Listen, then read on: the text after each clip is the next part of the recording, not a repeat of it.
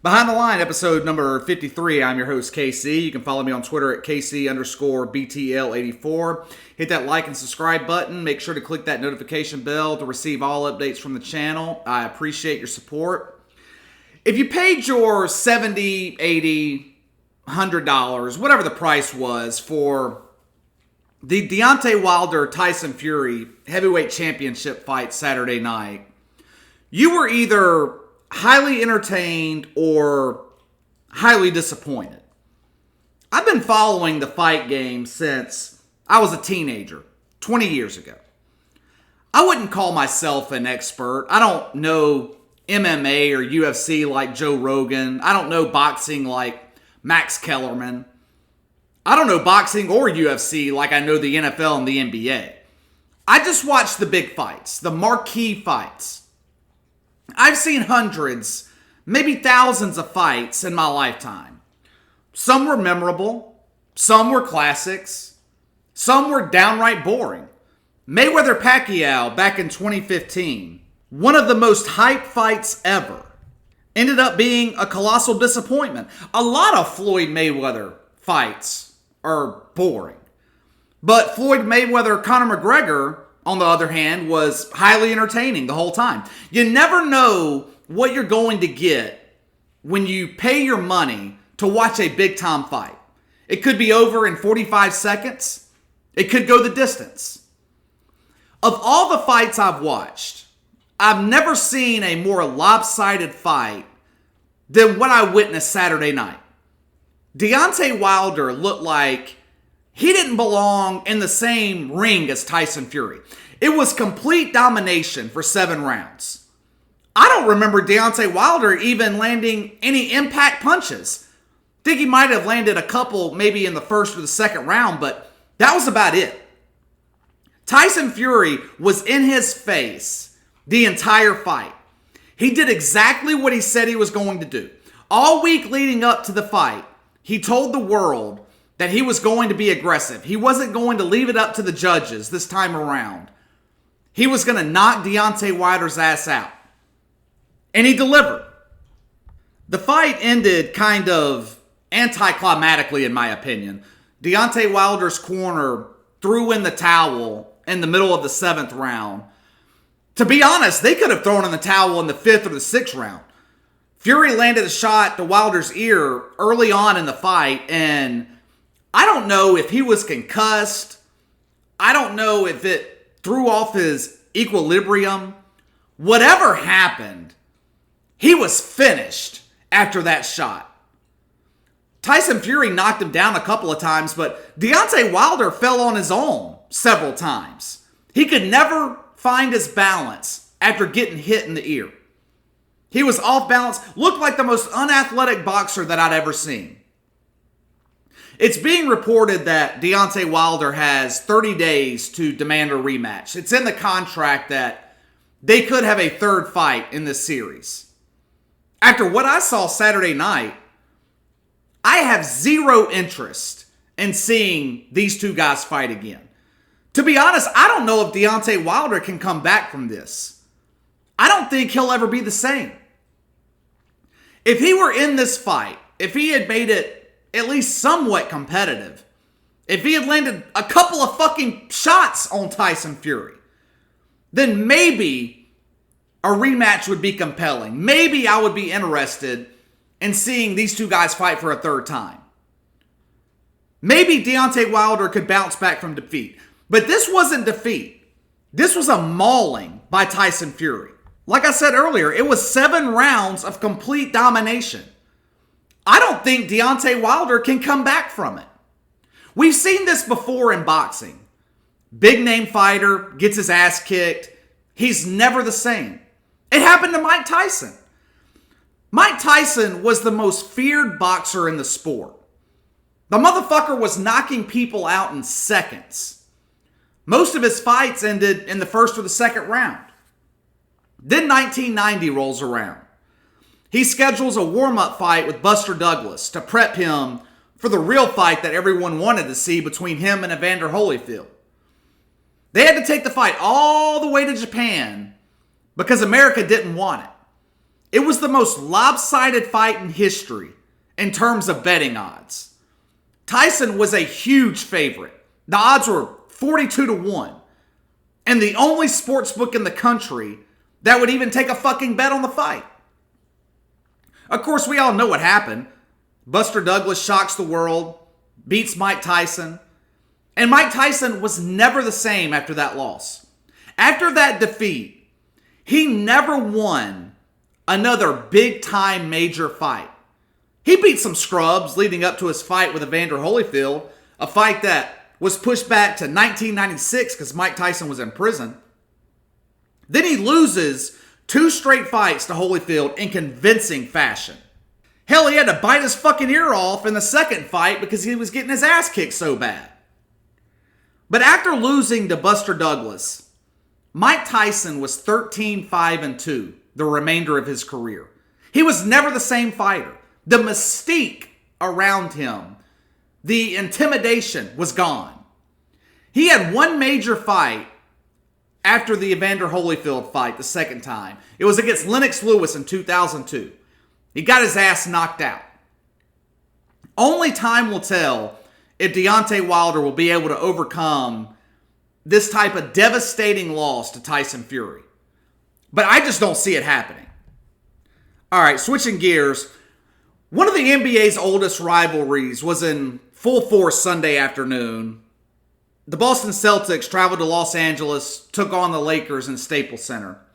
It was a great game, playoff-like atmosphere in Los Angeles. Even though the Lakers won, this game to me was indicative of the problems that LeBron James and the Lakers are going to face in the playoffs.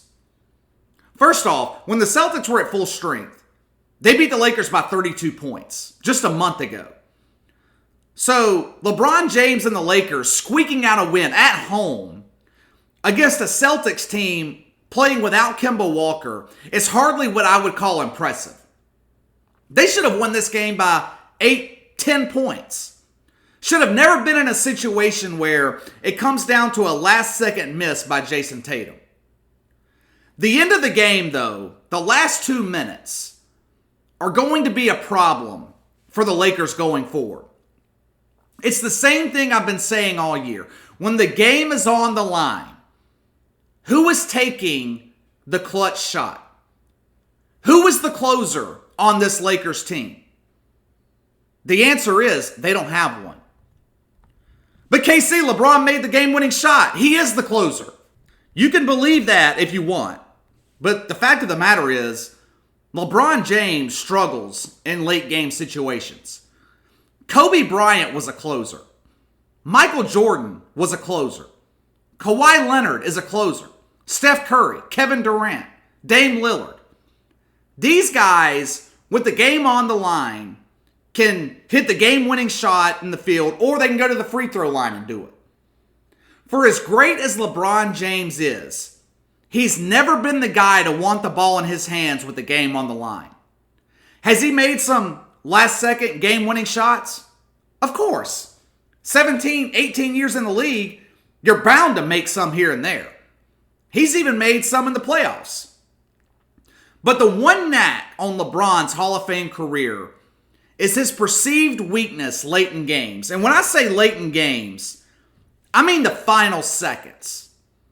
He'll pass the ball off instead of driving the lane to get to the free throw line with 20 seconds or less on the clock. Why is that? Because he struggles at the free throw line and he knows it. I'm not knocking him. I mean, he knows it's a weakness, so he lets someone else take over. The problem is, he doesn't have that someone else on this roster. Sunday's game against the Celtics was the perfect example of what you can expect to see from the Lakers in close games in the playoffs.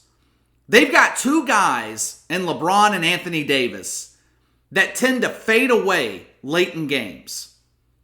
Under 2 minutes to play, the Lakers had a 3-point lead that was cut to 1 after Gordon Hayward made a jump shot. Anthony Davis, who had 30 points up to this point in the game, misses an easy layup 2 feet away from the basket. Jaylen Brown for the Celtics knocks down a clutch 3 at the other end of the floor, puts the Celtics up 2 points. What happens next? Out of a fucking timeout, Anthony Davis misses another easy layup at the fucking rim. 2 opportunities in the clutch. Anthony Davis is 0 for 2. 37 seconds to go. Lakers down 2 points. LeBron James at the free throw line, where he has struggled throughout his career, especially late in games. LeBron James makes 1 of 2. Lakers end up getting the rebound, and LeBron does make the clutch jumper that gives them a 1-point lead. Brad Stevens ends up drawing a technical foul, sends Anthony Davis to the free throw line, a guy who's hitting 85% of his free throws on the season. What does AD do? He misses the fucking free throw. He's now 0 for 3 in the clutch. 6 seconds left. Anthony Davis has the chance once again at the free throw line to put the Lakers up 3 points and misses another free throw. If the Lakers had lost this game, and if Kemba Walker had played, they likely would have. The 2 missed free throws by Anthony Davis would be all we're talking about. What you do in the regular season translates to what you'll do in the playoffs. LeBron James is one of the best players to ever play in the NBA. But when you're in a 1-possession game with seconds left on the clock, he needs Anthony Davis to step up. LeBron isn't the guy that can make the free throws. He needs AD to be what Kyrie was in Cleveland or what D Wade was in Miami. That safety blanket. My point is, with the game on the line, under 10 seconds to go, who on this Lakers roster is comfortable with the ball in their hands with the potential to make the game-winning free throws or make the game-winning play? The Clippers have 3 guys: Kawhi Leonard, Paul George, Lou Williams. Denver, Jamal Murray. Boston, Kemba Walker, Jason Tatum. With the Lakers, it's supposed to be Anthony Davis. That's why they brought him in. But he just isn't that guy. It's not in his DNA. I've been saying it all year. And I think it's going to end up biting the Lakers in the ass in the playoffs. All right, moving on. There are rumors going around that the Green Bay Packers are looking to draft Aaron Rodgers' successor in this upcoming draft. Green Bay's general manager was asked if he would be interested in drafting a quarterback with their first-round pick, which is the 30th pick in the first round. And he confirmed their interest in doing so. It's kind of weird sometimes how history tends to repeat itself. Back in 2005, when Brett Favre was 35, 36 years old, the Packers drafted Aaron Rodgers with the 24th pick in the first round. And the move didn't set well with Brett Favre. He never really warmed up to Aaron Rodgers. 3 years later, Favre's playing with the Jets. Aaron Rodgers becomes the man in Green Bay.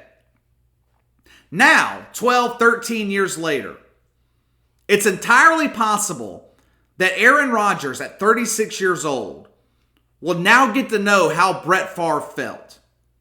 It wouldn't surprise me if Rodgers treated a new young quarterback coming in exactly the way that Brett Favre treated him, possibly worse. Actually, I would be surprised if it didn't go down like that. But the question is, should the Packers be looking to draft Aaron Rodgers' successor right now? And the answer is no. I understand this draft class is deep with quarterbacks. This is the best draft class in years in terms of the number of potentially good NFL quarterbacks that it has in it. Projections are predicting that 5 quarterbacks could go in the first round alone. I keep seeing people say that Aaron Rodgers is on the decline. Fucking really? The guy just carried the Packers to 13-3 in an NFC Championship game. He threw 26 touchdowns to just 4 interceptions. The problem in Green Bay isn't Aaron Rodgers. It's Aaron Rodgers' contract. It severely limits Green Bay's ability to get him any help. I actually saw a report in The Athletic today that suggested the Packers draft Rodgers' successor this year, then look into trading for Josh Rosen. Are you fucking kidding me? I laughed out loud when I read that. Josh Rosen? The guy not even the Arizona fucking Cardinals wanted? The guy that the Miami Dolphins don't want?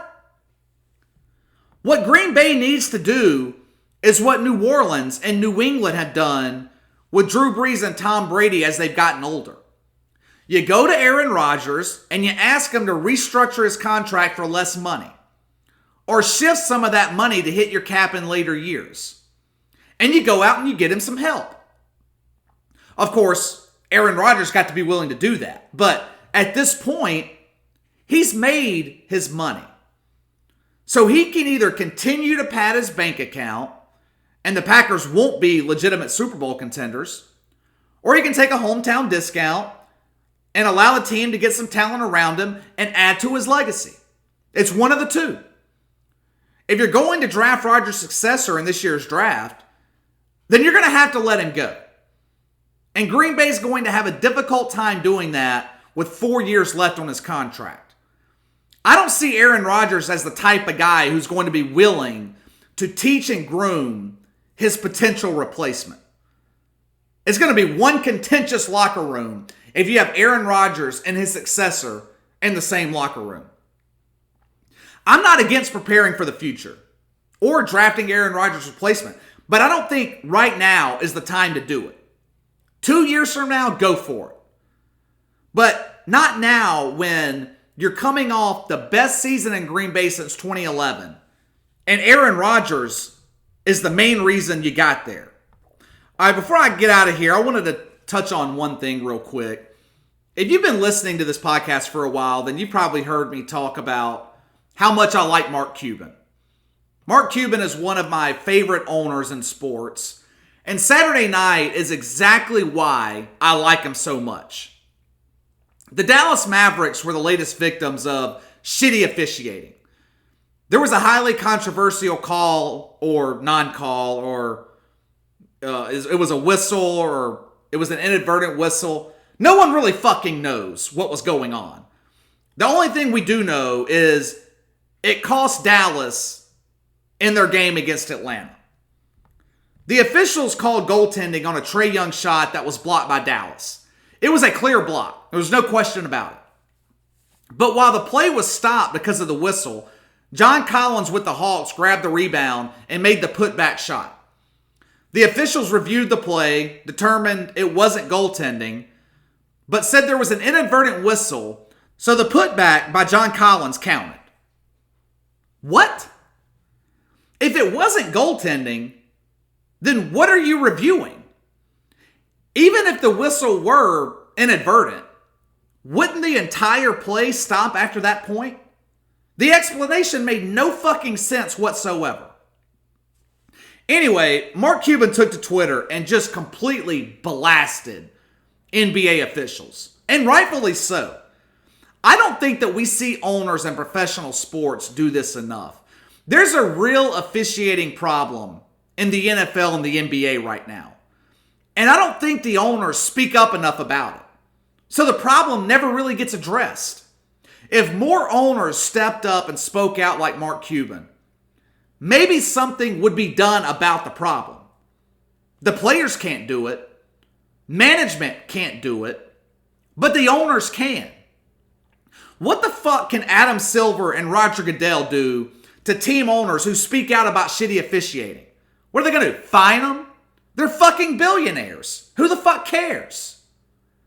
The fact of the matter is, there's too much technology available for us to continue to have incompetency when it comes to officiating these games in professional sports. So credit to Mark Cuban for speaking out and speaking the truth. All right, that's all for today. I'll be back either Thursday or Friday morning. Hit that like and subscribe button. Make sure to click the notification bell to receive all notifications from the channel. Leave a comment in the section below. Let me know what you think of the podcast. I appreciate your support, and I will see you guys later this week.